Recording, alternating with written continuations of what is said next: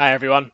We're going to have a look at tree diagrams in this lesson. It should be quite a short one. There's not too much to go through, just working out some probabilities from tree diagrams and how to draw them from information given to you in the question.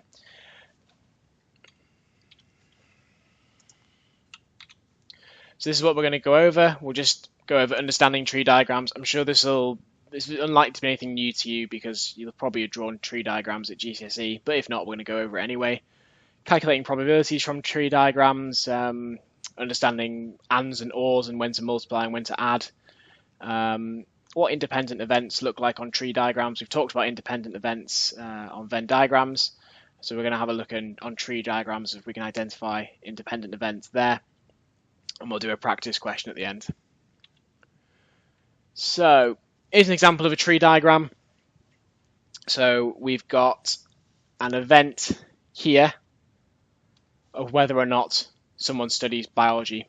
So 30% of people study biology, that's what this means here, and 70% of people don't study biology. Now on the second branches, what we're saying here is that of the people that study biology, 40% study physics as well. And then of the people that study biology, 60% don't study physics. And down here, we've got of the people who don't study biology, 20% study physics and 80% don't study physics. Okay, so it's just a bit about understanding what tree diagrams actually mean. So we can actually see here that if someone studies biology, they're more likely to study physics as well. See how there's a 40% chance they study physics if they study biology, but there's only a 20% chance that they study physics if they don't study biology. So I suppose that makes sense because lots of people study.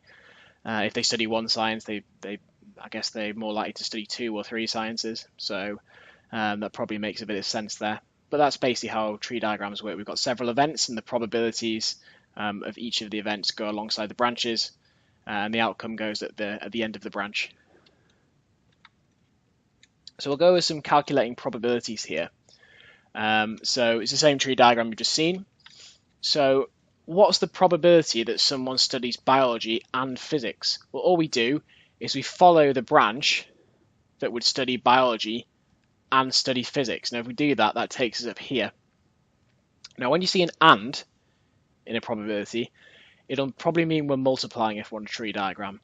So if we're looking for the probability that someone studies biology and they study physics, we multiply along the branches to our end root.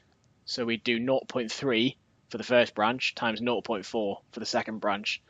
That would give us the probability that someone studies biology and physics, and that's 0.12 or 12%. So 12% of people study both those subjects. Okay, and we can do that for any of these events. So we'll have a look at another one. You might not have seen this notation before, and you don't really need to know it, but it's a bit of a shorthand for me, so I don't have to write as much. If you put a bar on top, it means not. So this would mean the probability of studying biology and not studying physics. So I'll just write a note here. This is the probability of studying biology and not studying physics. Okay. So again, we go along the route studying biology but not studying physics is this branch here. We multiply on the branch because it's an and. So we 0.3 times 0.6, which is 18% of people that study biology but don't study physics. What about studying biology or studying physics? And by that, I also include people who study both biology and physics. Well, what we're going to do there is we're going to work out the rest of the probabilities along this branch. So I'm going to work out the probability of these two bits we haven't filled in yet. The probability that someone does not study biology but does study physics. And multiplying the branches, I get 0.7 times 0.2, which is 0.14. And the probability that someone doesn't study biology and doesn't study physics is 0.7 times 0.8 is 0.56. By the way, because this encompasses all the possibilities, these 4 here, these will add up to 1, okay? And it's always the way in tree diagrams, all the possible outcomes added up will sum to 1, just like all the probabilities in a Venn diagram will sum up to 1 as well. So we're looking for the probability that someone studies biology or physics, and when we say or, we mean to include when we study both of them as well. So actually we want to consider these people who study both, these people who study biology but not physics, these people who don't study biology but do study physics. Okay, so these three sets of people we want to take account of. In fact, the only people we don't want to take account of are these people that don't study either. Okay, now if it's this event or this event or this event, or means add together. So here I would add together the 0.12, the 0.18 and the 0.14, which gets me 0.44 or 44%. I'll just fill in these ones that we did before as well. So we found that was 0.12, that was 0.18. Okay, so when we see an and, it means we multiply along the branches. When we're looking for this or that, we add the probabilities together. So there was three possibilities here which met the criteria of biology or physics. There was both biology or physics. So we added all those possibilities together, and that gave us the grand total of 44%. Okay, so it's understanding the difference between ands and ors. When we're saying biology and physics, we multiply. If we're saying or, we add them together. Got another example for us here.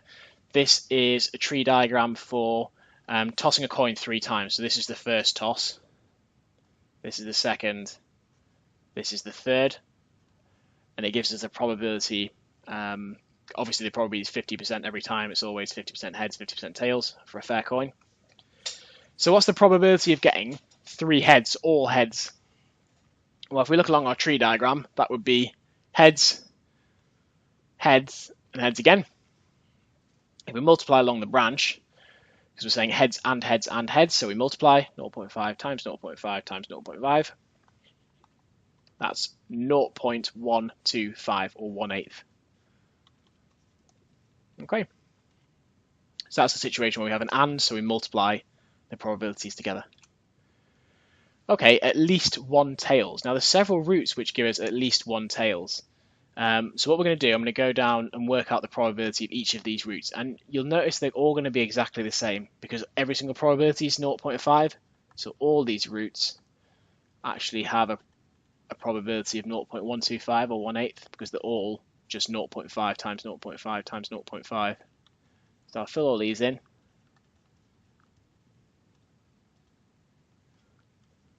Now, at least 1 tails, we have to figure out all the paths through the tree diagram, which give us at least 1 tails. This one does. So does this one. So does this one.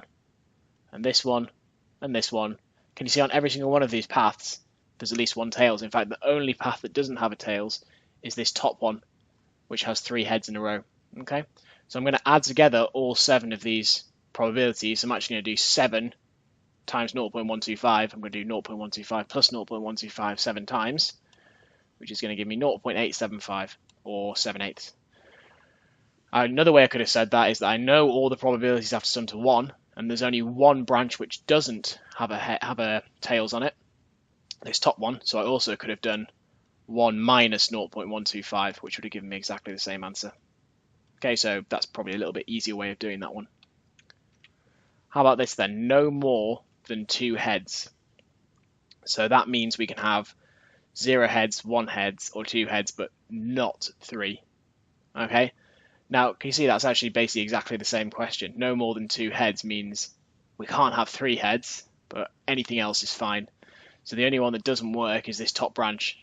Yeah, that top branch has 3 heads, so it doesn't meet the criteria. Everything else does work, so all 7 other branches can be added together, and we get exactly the same probability. It's actually basically the same as this one here. These two are the same. Okay, so just an example of different ways they can word the question. You just have to figure out which path you need to take to make sure you satisfy the criteria in the question, and just look along the path. When we go along the path, we multiply. If it's this and this and this, or like in this case, we had heads and heads and heads. But if we have several possibilities, we add the probabilities together for each branch, for each possibility, and the total will give us the end probability.